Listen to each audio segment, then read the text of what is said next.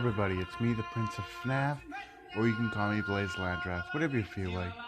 But yesterday, I watched a movie called The Lion King. It was a remake to the original Lion King.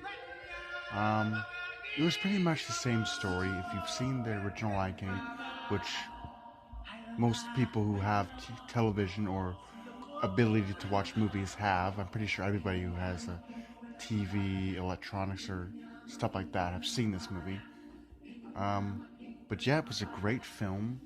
Um, the CGI animals, the CGI done with the animals, and all the effects and the animatronics and stuff was done great. There was like all the scenes with like the fire and the rain and stuff was pretty good. Um, as of the characters, Simba, Mufasa, Scar, Zazu, Nala, the hyenas, and the three main ones, um, Timon and Pumbaa, they were all great. They were all done expertly, and although I was a little bit more skeptical about Pumbaa being voiced by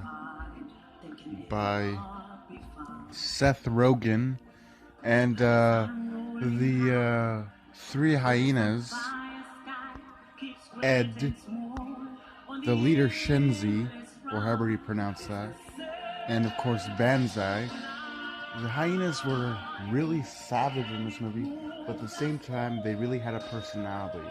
Like the hyenas, because they're so aggressive in nature, they're so violent in nature. They're always eating and killing things, kind of like they're almost being like they're not sharing. That's as bluntly as I can put it. I'll figure out the correct meaning later. But yeah, they're always hungry, and that they've eaten everything where they're allowed to be, because they live in where obviously where the light doesn't touch. So in their kingdom, they've eaten everything, and so everywhere where they live, it's all rotten, running down. It's all death and stuff because they've killed everything in their where they live in the elephant graveyard, which is pretty cool. And there were scenes where Shenzi, the leader of the hyenas, she looked really big at first, and then in other scenes she looked the same size as the hyenas. I don't know if that was just perspective on the part, but pretty cool. Like Beyonce as Nala, that was great too. She did well. I didn't think she was going to do it at all. When you watch these movies, the remakes, you always want the actors to sound as close to the original voices as possible. So, yeah, that's all I can say, Jimmy. And the great childish Gambo of "This Is America," the hilarious music video, and I refuse to acknowledge why that music video is so hilarious to me. But only one word I'm going to give to you: dark, twisted humor. That's as far as it goes. But Childish Gambo, the guy who created the music video and the song of "This Is America," voices the Simba. Pretty cool. The adult Simba, by the way. There is another actor for the young Simba. Pretty cool though. And the Earl James, he plays, of course, Mufasa. Yeah, he plays Mufasa. So all these characters were great, but there's one character there's two main characters I haven't talked about yet. So let's get on with it. So Billy Elchner is another character, and he voiced Timon. And his voice of Timon was good. I mean, it was good. It almost sounded like the original voice of Timon, so I'll give it that. But I still prefer the original voice actor, who I have no idea who his middle name is. But he did great voicing Timon. Not as good as Seth Rogen's Pumbaa, because Seth Rogen really has that sort of Pumbaa aesthetic voice. Though in the original promotional trailers, seeing his voice, I was like, Seth Rogen and Pumbaa. But when I watched the movie, I thought he really fit the character. And our last character is, of course, Rafiki. voiced by John Kane. So, great cast of characters. Um, Scar was voiced by somebody who I'm not even going to bother to say the name because it's some weird name. And I don't have anything against the actor. I just, seriously, man, I cannot pronounce your name for the life of me. But yeah, all of these actors coming together to bring back a classic that I grew up with as a kid. Although I didn't grow up with the original Lion King, I grew up with the last Lion King, which was Lion King 1.5. When I heard about this movie coming out, I had to do some research, so I watched all three of the original Lion Kings, from Lion King to Lion King 2 Simba's Pride to Lion King 1.5. But this movie took it to the next level. It's another ballpark. It took what the Lion King did with the animation and just did it with CGI and live action, and they did it great. There were scenes where there were minor details missing, like the part where Rafiki shows off the baby Simba to the Pride Lands to say, "This is your new eventual king," and he's sitting when he's presenting him. When in the original Lion King, if you look, he's actually standing and full on showing him in the air, but he's sitting. So it just felt weird to me. It must have been like a real animal thing. Another thing is when Scar is about to kill Mufasa by throwing him off the end of the cliff to the stampeding wildebeest in the valley. Mufasa's like, "Scar, help me!" And in the original, he's like, "Scar, brother, help me!" But it's just simple details that they missed. Other than that, it was generally the same story. Something my mom said when we went to see it, because she was the one who wanted to see it in the first place. I kind of wanted to see it too. But mom was the one mainly excited for it. So me and my mom went, and she said something that Nala said. She said something about to Simba when she came to look for him, and she said, "I looked for food, something, and I found you."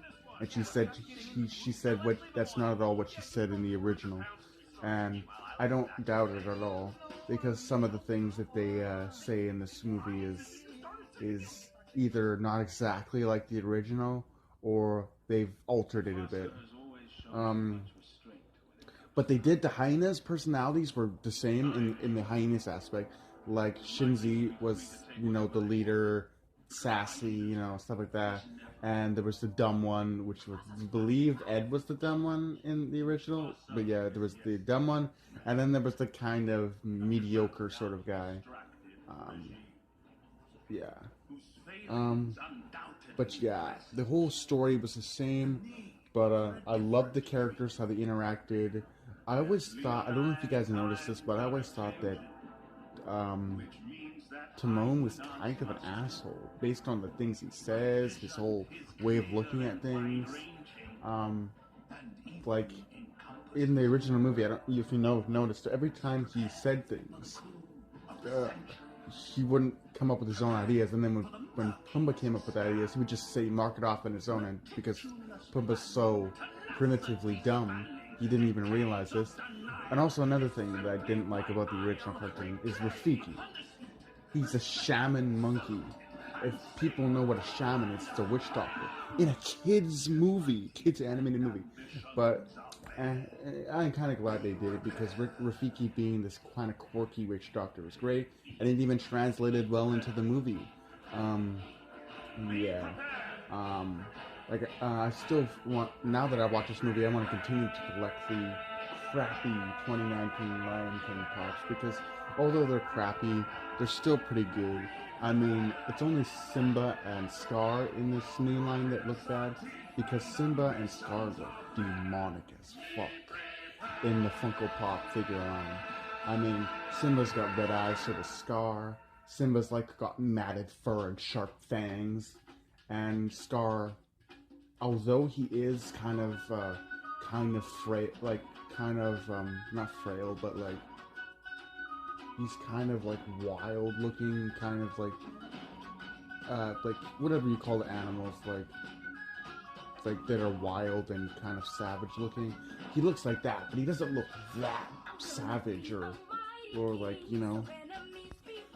But I assume I'll find the word later. But yeah, the storyline was the same. There was a lot of jokes. There was even a freaking full-fledged Beauty and the Beast reference when they were about to, you know, distract Shinzi and her three hyenas. And like there's a part where Timon was like, Mademoiselle, please relax and take your seat. Let me present to you your dinner. And then they of course chase him down, but I'm like, oh my god, you put a full-fledged Disney's Beauty and the Beast reference in a movie that has nothing to do with that. But I thought that was kind of maybe the modernized film studios connecting maybe that these two movies are in the same universe, kind of what they're doing with the Marvel, or what they've done with the Marvel. But yeah, I don't want to give it too many spoilers away for people who actually want to see this movie, which there are a lot of.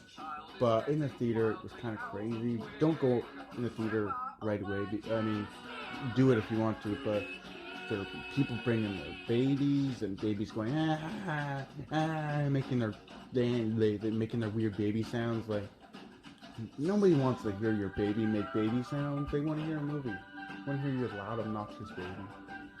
But other than that, it was a great film. I enjoyed it, and I hope you guys will too. There are a little bit of spoilers in this movie, in case you in this review, in case you didn't know. But I give this movie a 8 out of 10. So enjoyed it. You guys probably will too. Hope you guys enjoyed the review, and I'll see you guys in the next video. Do take care.